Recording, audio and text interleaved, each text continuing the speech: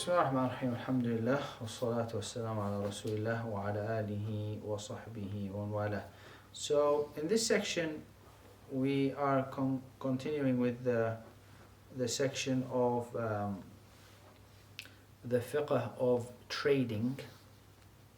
Okay, Kitab al-BAI or al-Buyu'. Al-GHARAR. Okay, so the Prophet ﷺ, he gave a general concept which is naha an bay al-gharar. He prohibited the sale or transaction where there is an element of ambiguity which might amount to deception. Okay, anything where there is that potential for ambiguity, then there is going to be some sort of prohibition related to it. Why? Because the Sharia is generally trying to put in schemes and principles to prevent disputes. Alright? So what is Bay' al-Gharar? Bay' al-Gharar basically is when you are selling something which is not clearly defined, either in terms of its quantity or in terms of the actual product. All right. Whenever there's going to be that kind of element in the sale, then we're going to say that, or indeed that's what the Islamic concept is, that it's going to be prohibited. Why? Because it's going to lead to disputes, it's going to lead to issues, it's going to lead to problems. So one mode that used to happen in the past, there is an element of, if you like, an element of gambling. So they used to have something called Bay' al-Hasa, the sale of pebbles, or the pebble. And what they would say is, the guy will say to him, look, for this much money, I will sell you some of my land, okay, but you take a pebble or stone and you throw it as far as your stone reaches, then that is what you will get, okay, for £1,000. All right, so you can see here the element is going to be there's ambiguity, because neither does the seller know how far, nor does the buyer. It's all going to depend on how far the stone falls. This is one kind of format. Another format is what they used to call as bay'ul mulamasa, and that is basically, again, selling based on just the feeling. So the guy will bring a bag, and you'll have maybe some cloth, and he'll say to him, do you want to buy this? And the guy would look at it, he'll feel it. In terms to feel, is it gentle? Is it not? And then he'll just buy it based on feeling it, without properly seeing it and inspecting it. You might buy it, go home, open it up, it's got all holes in it, maybe, okay, or it's or the pattern is not nice, or it has a horrible picture, or whatever. So here, this is just buying based on just touch. So there is an element of gharar. Also, what falls into this concept is any type of sale which a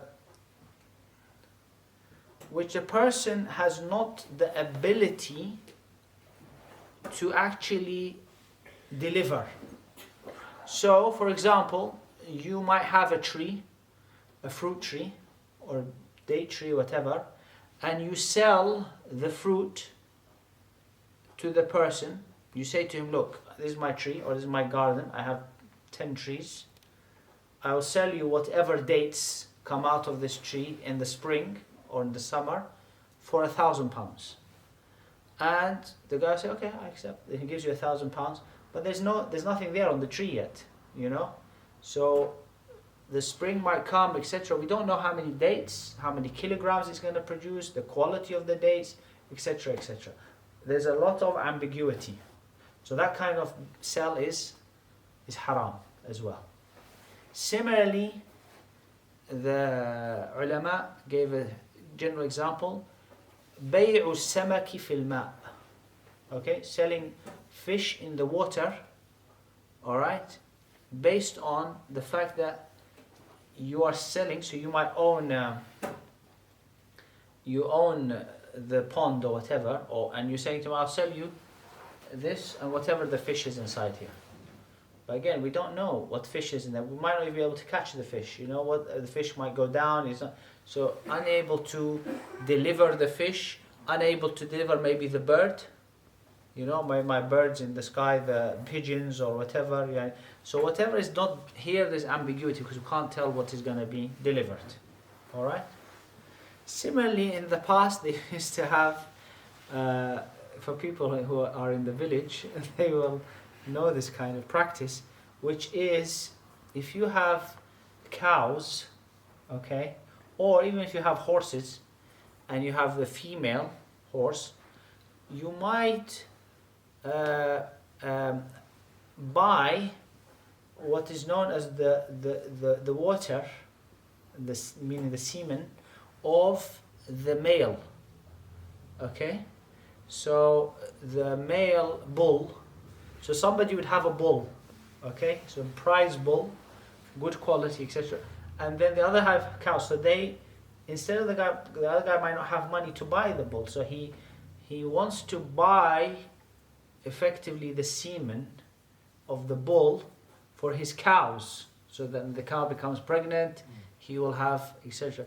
So here to actually buy the semen is also haram. Why?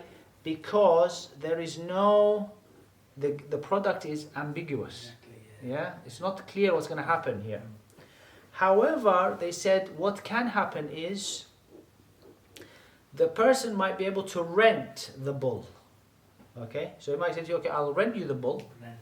Halas, you're going to pay rent. That's it. You're paying for a rent. Whether there's going to happen anything or not, I can't guarantee it. You rent the bull for 1 day, then you give it back. Halas, money. So here it's clear what I'm getting. But when you're saying no, I'm wanting specifically a semen, expecting a pregnancy or whatever, then that is going to be ambiguous as well, which may again lead to kind of disagreement and problem. So on this basis, you can measure any type of transaction where there is going to be ambiguity or lack of clarity. When there is lack of clarity and there is ambiguity, we're going to say that sale is going to be haram based on the reality that either you don't know what you're getting or the seller doesn't know, or the buyer, or the consequences is not clear. From this perspective, some of the reasoning of some of the ulama, in some of the contracts, they said it is, and this is where you have the modern, if you like, discussions. Like, for example, the AA service.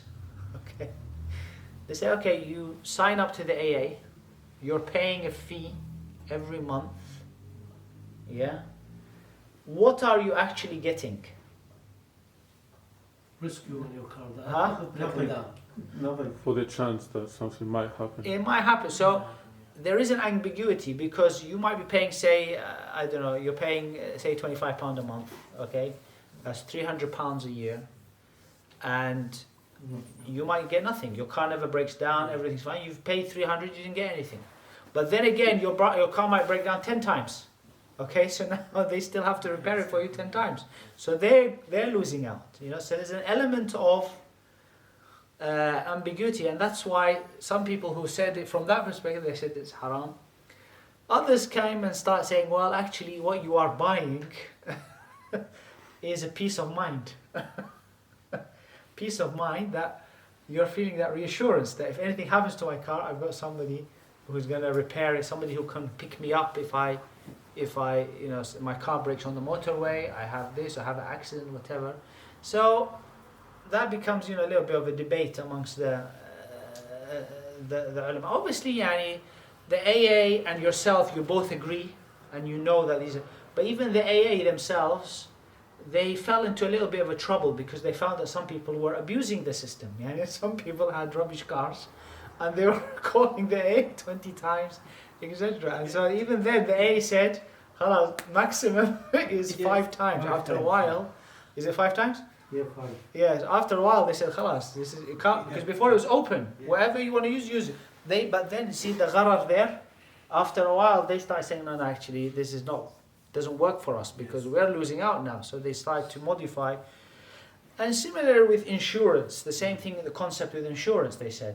That when you are doing an insurance, again, you're paying an insurance, you might get a payout, you might not get a payout. Something might happen and you might get 10 times, 100 times more than what you've paid. And sometimes might go and you don't get paid anything. So there is a lot of, there's a lot of that perspective. And obviously when it's obligatory to have insurance, like in car or whatever, that's a different discussion. But when there's no obligation, it becomes a discussion based on that. So is it gharar, is it ambiguity, or is it not? That's where the central, like some people say, no, it's not ambiguity, because at the end of the day, I'm paying, and I know that according to the terms and conditions, if something happens, this, I will get this. If something, this. If nothing happens, I don't get anything. So I am agreed to. There's no ambiguity. It's all clear. So, but we know from experience that insurance companies always try to, they always try to bypass you, try not to pay you. So they always try to, and that's where you have the problems, and that's when you have the arguments. That's when you have the issues. But anyway, these are just examples. So the main principle is when we come to buy and sell, it's very important to be clear. Very important that as much details have to be provided because it has to remove that. Whenever there is a lack of it, then potentially the sale might be haram, and sometimes a haram sale can also be what's known as fasid, meaning that it does not go through. Even though you might have made a transaction, because it is not based on the correct principles, it doesn't go through. And each person is entitled to their money or their property back. But what rules does it imply for also for the non-Muslim? Sorry? This rule will be applied for the non-Muslim too. I mean, you don't cheat the non-Muslim. You have to tell them the truth. Yeah. That's not a way between the Muslims. Yeah. It's not just from this is. Some people they think no. No, of course, everything. It's all for Muslim, non-Muslim, Muslim. So all of that is part of these laws in the Sharia. Sharia is like when the Sharia came, it's like the laws of the land. It's a country. It's like a regional law. So it's there to organize life in a civil society and between everybody who's living there, whether Muslim or non-Muslim. They're going to abide by these general principles.